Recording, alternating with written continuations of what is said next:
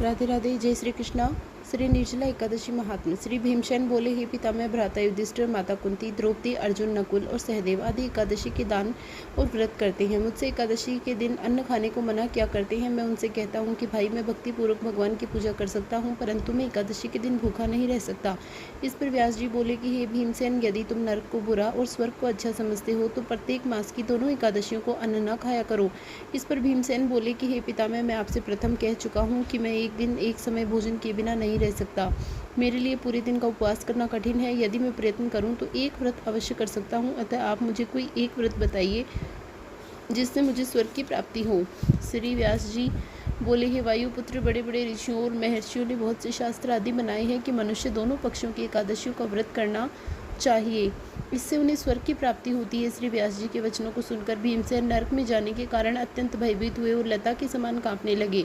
वह बोले, हे पितामह, अब मैं क्या करूं, क्योंकि मुझसे व्रत नहीं हो सकता, अतः आप मुझे कोई एक ही व्रत बताइए जिससे मेरी मुक्ति हो जाए। इस पर व्यास जी बोले, हे भीमसेन, कृष्ण और मिथुन संक्रांति के मध्य में ज्येष्ठ मास की शुक्ल पक्ष की एकादशी होती है, उसका निर्जला व्रत करना चाहिए। इस दिन एकादशी के दिन स्नान में आचमन में जल वर्जित नहीं है, लेकिन 3 मास से जल से अधिक जल नहीं लेना चाहिए। इस आचमन में शरीर की शुद्धि हो जाती है। आचमन में 6 मास से जल से अधिक जल मद्यपान के समान होता है। इस दिन भोजन करने से व्रत नष्ट हो जाता है। यदि मनुष्य सूर्योदय से सूर्यास्त तक जलपान न करे और उसे 12 एकादशियों के फल की प्राप्ति होती है। द्वादशी के दिन सूर्योदय से पहले उठना चाहिए, स्नान करके ब्राह्मण को यथायोग्य दान देना चाहिए। इसके पश्चात भूखे ब्राह्मण को भोजन कराना चाहिए, तत्पश्चात स्वयं भोजन करना चाहिए। इसका फल संपूर्ण एकादशियों के फल के बराबर है। हे भीमसेन, स्वयं भगवान ने मुझसे कहा था, इस एकादशी का पुण्य समस्त तीर्थों और दानों के पुण्य के बराबर है।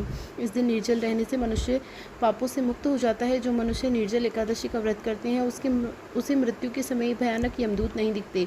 उस समय विष्णु भगवान यमदूत स्वर्ग से आते हैं और उनको पुष्पक विमान पर बिठाकर स्वर्ग को ले जाते हैं। अतः संसार में श्रेष्ठ निर्जला एकादशी का व्रत है। यह यत्न पूर्वक एकादशी का निर्जल व्रत करना चाहिए। इस दिन ओम नमो भगवते वासुदेवाय नमः मंत्र का उच्चारण भी करना चाहिए। व्यास जी के ऐसे वचनों को सुनकर